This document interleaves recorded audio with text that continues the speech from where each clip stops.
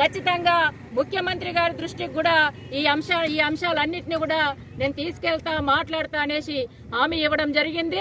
ఈ హామీ ఒకటే కాదు, ఇక్కడ నియోజకవర్గంలో పనిచేస్తున్న ఆశాలకి ఇండ్లు శాంక్షన్ అయితే ప్రధానంగా ముందుగా ఆశా వర్కర్లకే ఇస్తామనేసి కూడా హామీ ఇవ్వడం జరిగింది. అట్లాగే పెన్షన్ ఇలాంటివి ఎక్కడన్నా రాకపోతే రేషన్ కార్డులు ఇలాంటివి కూడా మేము సౌకర్యాలు కల్పిస్తామనేసి కూడా తెలియజేయడం జరిగింది. అందుకని మేము ప్రధానంగా ఎమ్మెల్యే గారు హామీ ఇచ్చినందుకు మేము ప్రధానంగా ధన్యవాదాలు తెలియజేస్తున్నాం ఎమ్మెల్యే గారికి.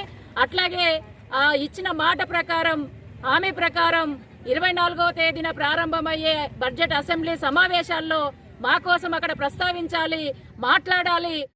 సగం పెన్షన్ ఇవ్వాలి, ఫిక్స్డ్ వేతనం 18,000 రూపాయలు పరిష్కరించాలి. ఆశాల సమస్యలు వెంటనే 18,000 ఫిక్స్డ్ వేతనాన్ని అసెంబ్లీ సమావేశాల్లో ప్రకటించాలి.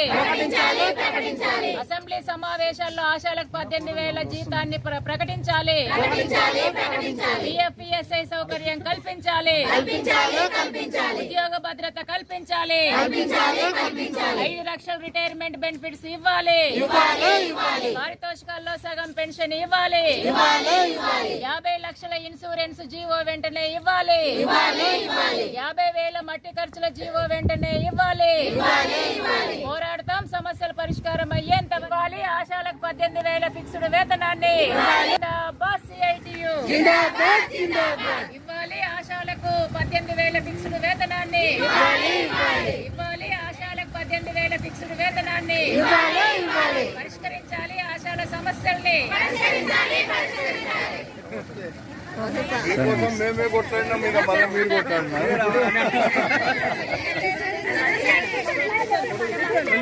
చేస్తాం పక్కా. ఎన్నికల కంటే ముందు మేము మీరందరం కలిసి కొట్లాడినాం, అవునా? తప్పకుండా రేపు అసెంబ్లీలో నేను కూడా మీకోసం కొట్లాడతా. అవునవును, మీరు న్యాయమైన కోరిక మా అందులో ఎవ్వరు కాదనలేరు, ఎవరు చెప్పాల్సిన పనే లేదు. ఓ గుడ్డి సర్కారు ఉన్నా ఇచ్చేయాలి మీకు. అమ్మా ఇప్పుడు మొత్తం ఎంతమంది ఉన్నారు కంప్లీట్ గా మన తెలంగాణలో? 28,054. మన మండలంలో ఎంతమంది ఉన్నారు?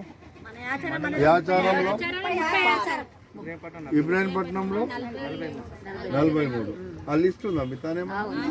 నాకు ఇవ్వండి అమ్మా, అది ఆ పేర్లతో సహా ఇవ్వండి. ఎందుకంటే నేను అసెంబ్లీలో మాట్లాడేటప్పుడు నాకు అవసరం వస్తుందిగా. ఎన్నికల కంటే ముందు మీరందరు నాతో ఉన్నారు.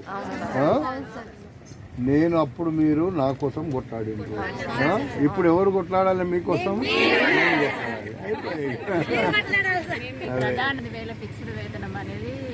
ఇప్పుడు ఎంత వస్తుందమ్మా? ఇప్పుడు పనిని బట్టి పారితోషికం ఫీస్ రేట్ అన్నమాట. ఓ, పనిని బట్టి ఇస్తారా? ఇప్పుడు మన పక్కకున్న ఆంధ్రప్రదేశ్ లో ఫిక్స్డ్ జీతం 5 ఏళ్ల కింద. ఓకే.